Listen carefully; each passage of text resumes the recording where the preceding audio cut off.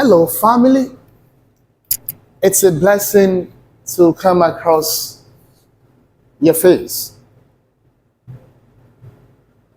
And my duty is to create like a sense of gratitude, especially for all the experiences we've had in this year that we are about to conclude.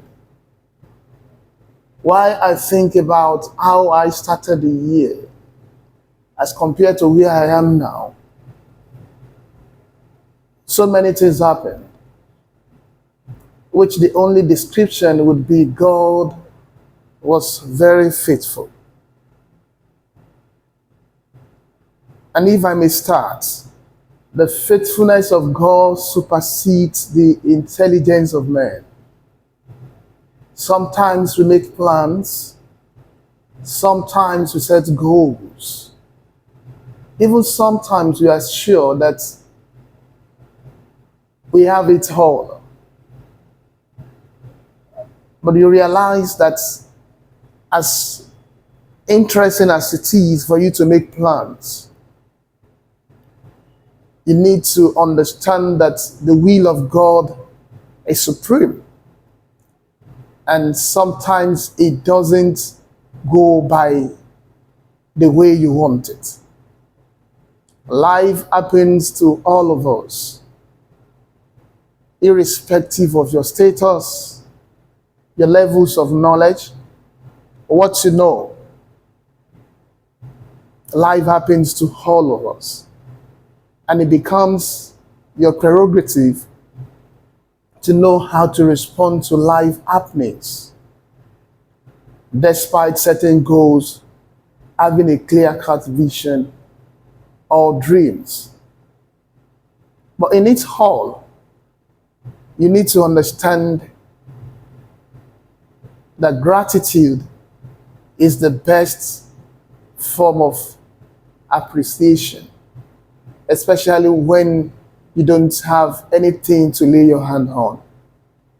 Maybe some of you, you feel that you haven't achieved a lot in this year, that your goals and expectations were not met. It looks like you feel so much that failure became a singular definition of your being.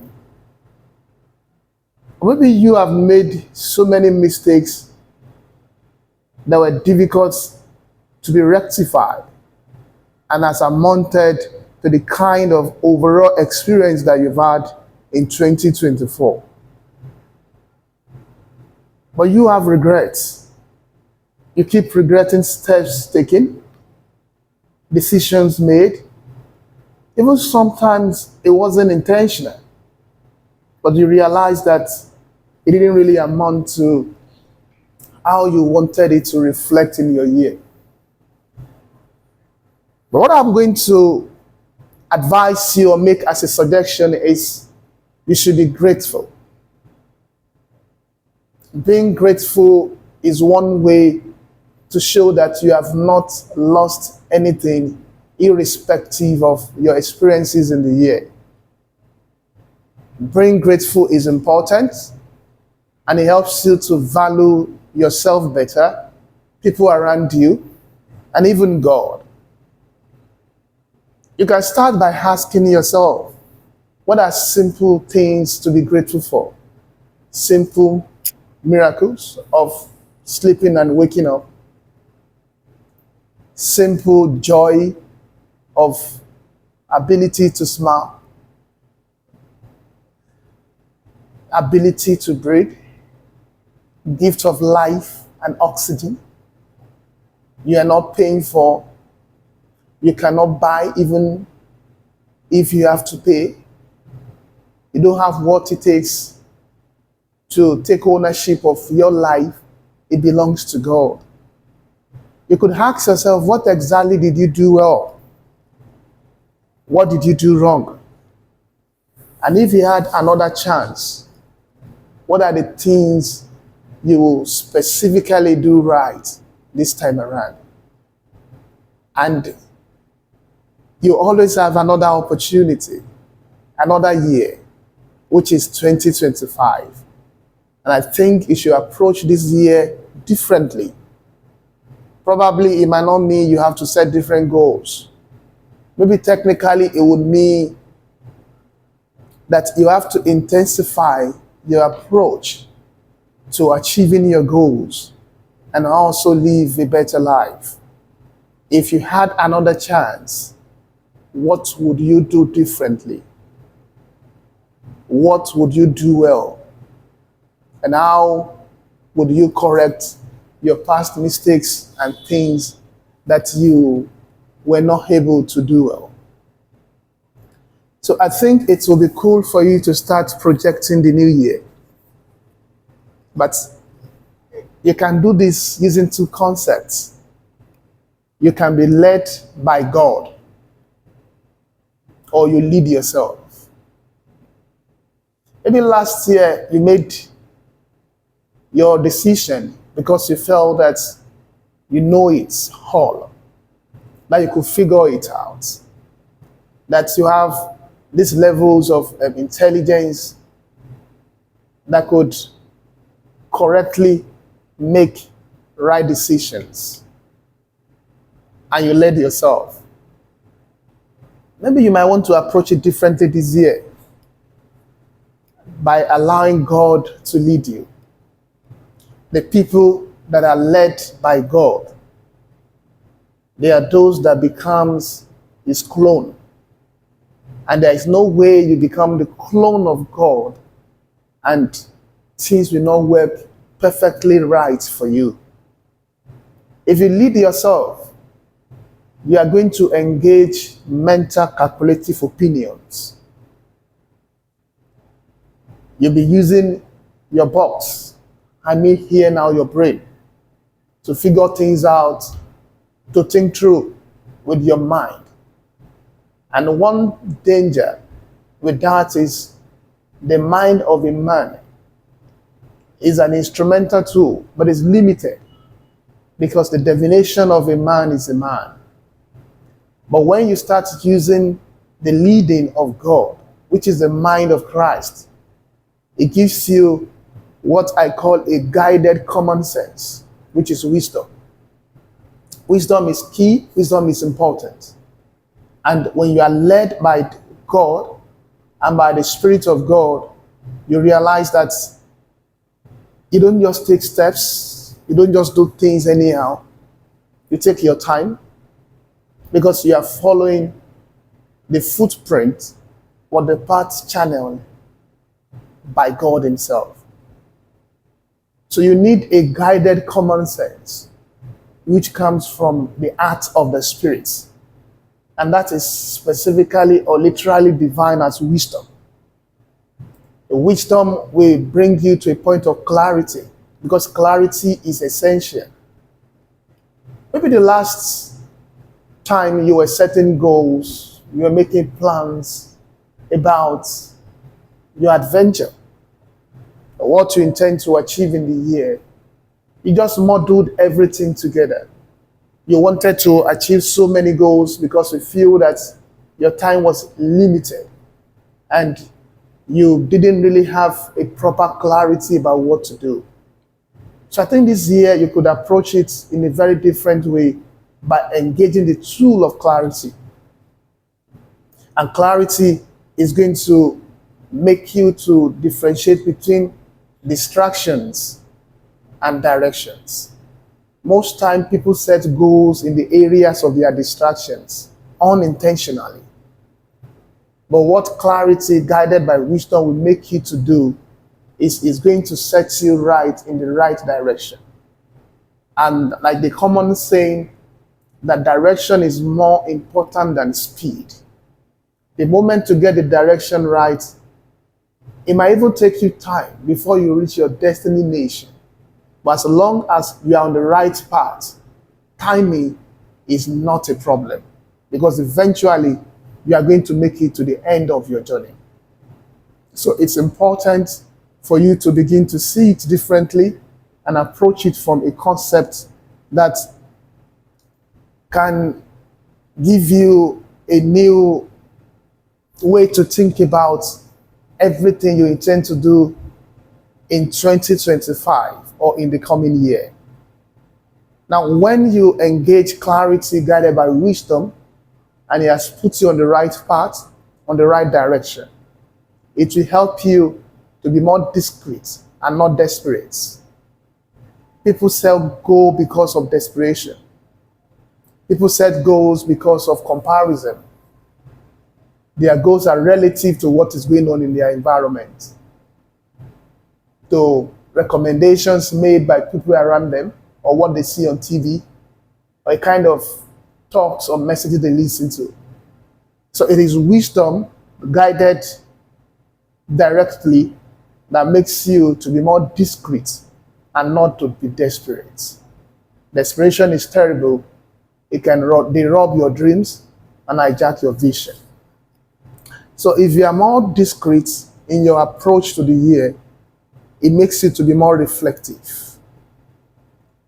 Don't jump into the year without a parachute, thinking that, yes, it will just work out that way. I think I'm going to really advise you to sit down and be reflective.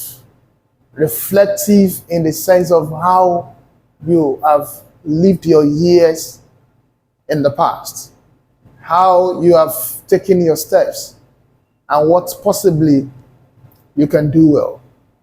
Being reflective will help you to re-strategize in terms of planning. And your planning this time will be more matured. People say premature plans, or people prematurely set goals that they don't have the necessary expertise, the necessary wisdom, the technicality to achieve. And with all of this, being discreet in terms of right direction, guided by the wisdom of clarity, will make you to set realistic goals. Or should I say, it's going to help you to allow reality to take its place. No matter how much you want to set your goals, being reflective, making matured plans, you have to give in to the margin of reality. Reality always has its place in whatsoever event that we want to project, take on, and venture into.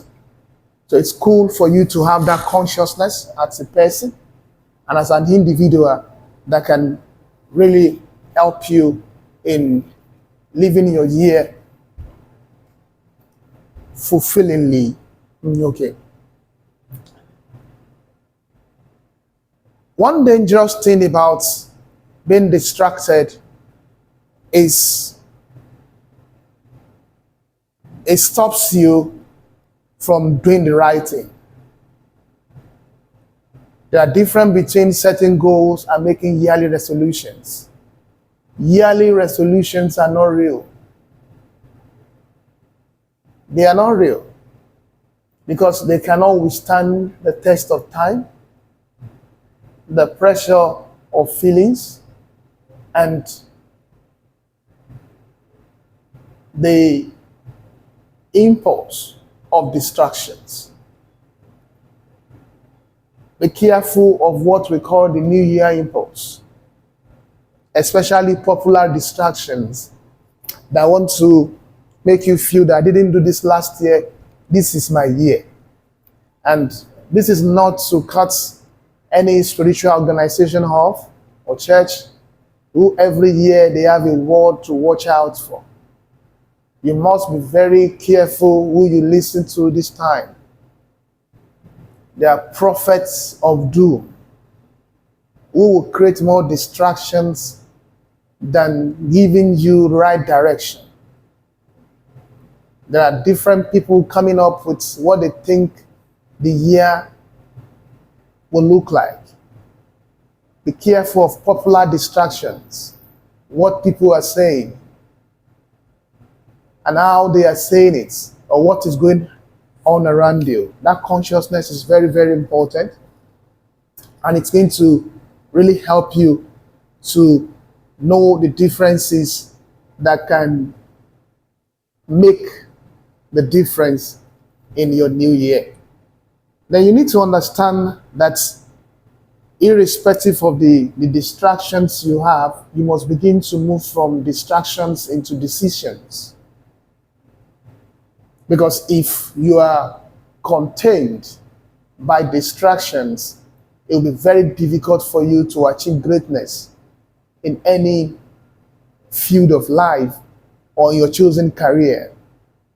So you must be able to take a step from distractions into decisions. And this will make you to begin to think about necessities in terms of relevance.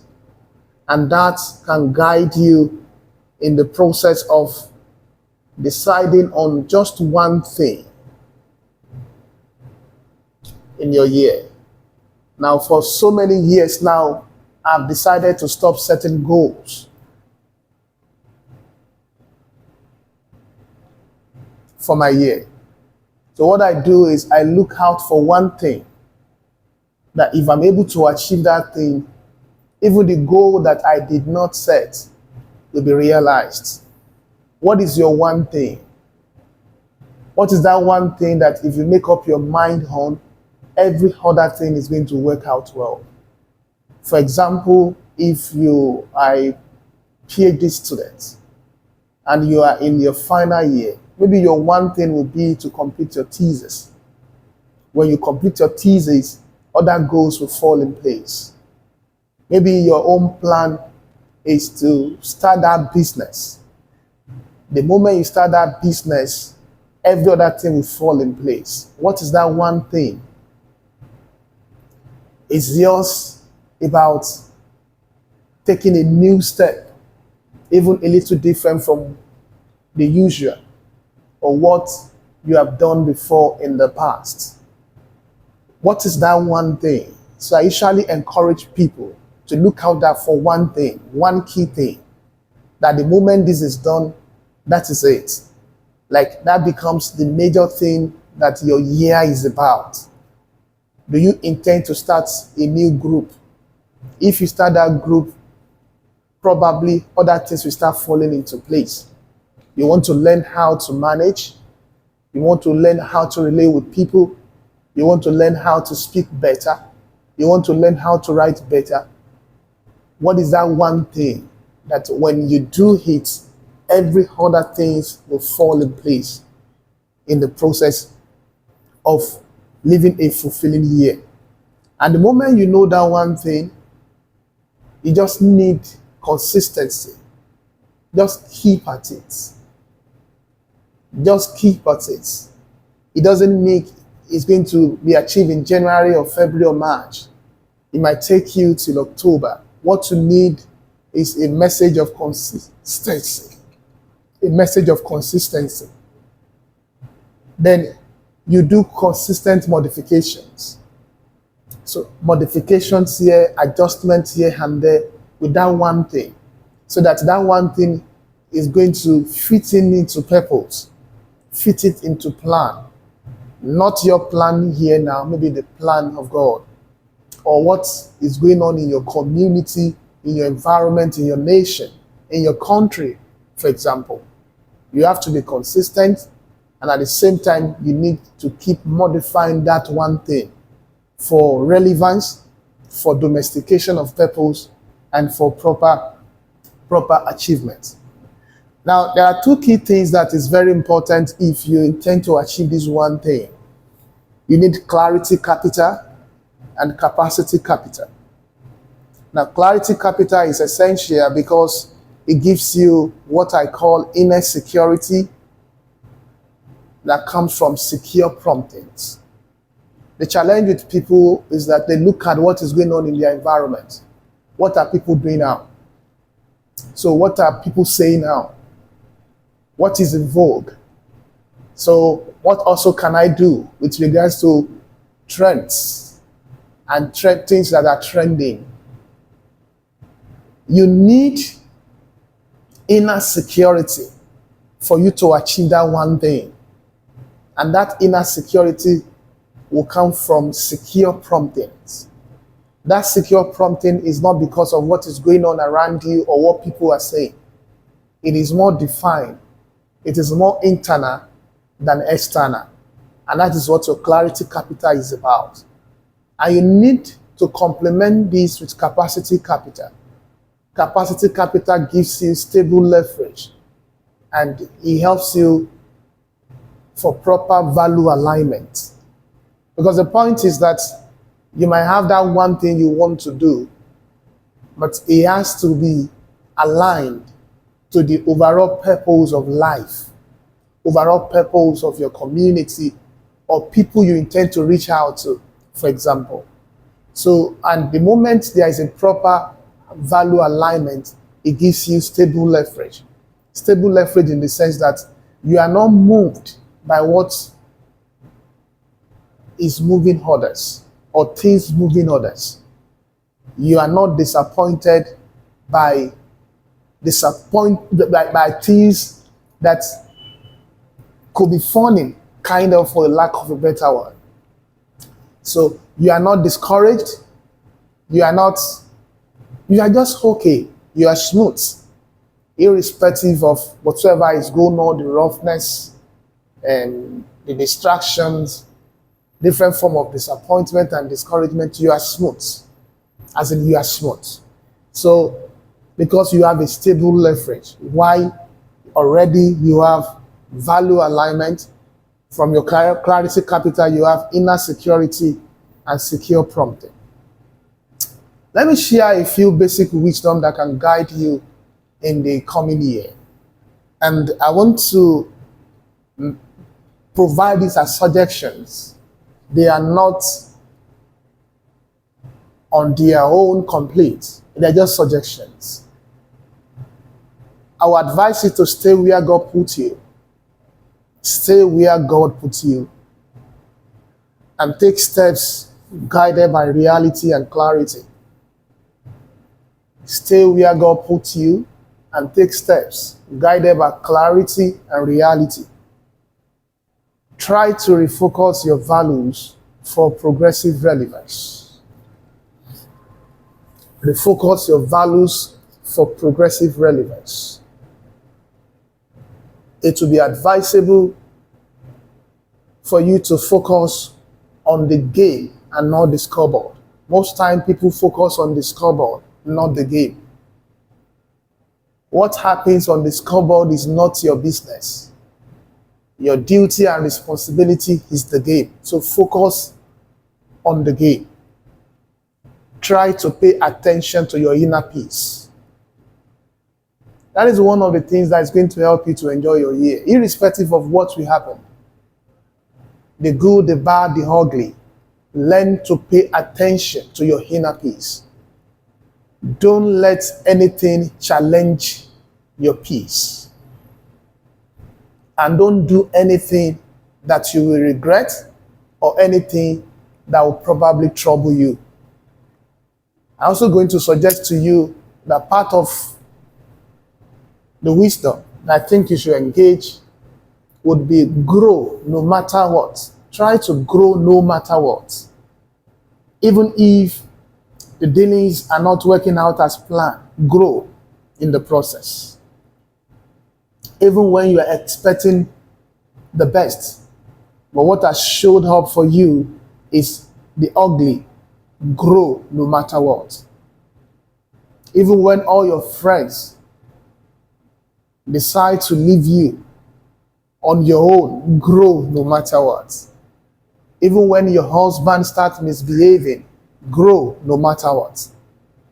Even if your church members feel that you are not their best pastor, grow no matter what. Even if you feel that your supervisor does not value what you are doing as a student, grow no matter what.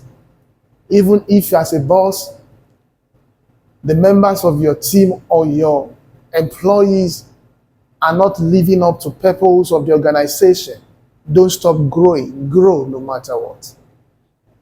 And I want to suggest to you that you should balance personal and performance excellence. Sometimes people look out for how they are going to please people. That is performance excellence, instead of focusing on personal excellence. So what is important? It's your ability to get better, ability to grow. And in all of these things, put at the back of your mind that vanity is very expensive. No matter how rich you could be, you can't buy enough. Vanity is very, very, very expensive. And you have to be very, very careful not to lose your head or lose your purpose or your dream in the process of running after vanity. Again, it's good for you to be careful about your worries. Be careful about your worries. And don't allow your worries to control you. Rather, control what you worry about. I think I should say that again. Be careful about your worries. Don't allow your worries to control you. Rather, control what you worry about. Be more intentional about your choices. Don't leave things to happenstance or to chance. And it will be very good for you to discover the hidden part of you, the unknown part of your life. And these usually happen at difficult times when you are facing challenges. Then you start getting to know more about you, your attitude, your emotional quotient, your levels of intelligence, your levels of coping skills or adaptive mentality. That is when you get to know when you are facing challenges or things are not coming out the way you want it. So discover the unknown part or the hidden part of you. Transcend yourself. Find a way to conquer your Everest. One of the best things you can do is to conquer yourself. Conquer your feelings. Try to conquer your emotions. Try to tame your taste. Try to control your appetite of things that probably is not going to be profitable. It can be expedient, but it's not profitable or it is not advisable. Rest, rest, and rest. In the midst of everything, take time to rest. Have some alone time. Set some time apart for yourself to rest, to think through, to reflect before you take the next shot. But in the process of resting, don't be robbed by comfort. Because sometimes people become so comfortable in one position that taking the next step forward becomes a mirage, a difficult thing to do. Don't be robbed by comfort. It's important for you to have that that's consciousness. Again, I want to suggest to you that it would be cool for you to know how to coordinate yourself. And if you do this well, you won't allow anything put you under pressure. Don't allow anything to put you under pressure. Don't allow anything to put you under pressure. Maybe you have a deadline to meet up with. Don't allow it to put it under pressure.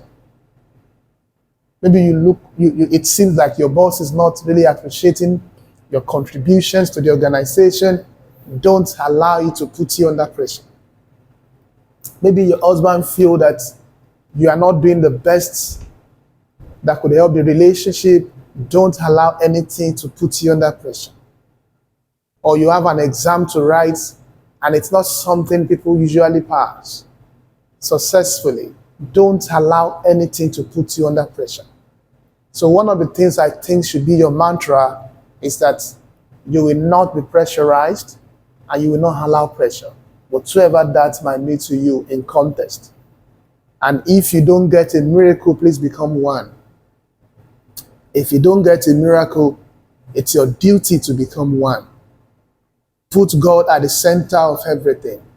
Challenges will come, but learn to take lessons out of your challenges. And those lessons should become wisdom that can take you to a point of greatness in the new year. God is always for you and is always there to help you. Put God at the center of everything And if you don't get a miracle, please become one. Do have a beautiful new year, and God bless you.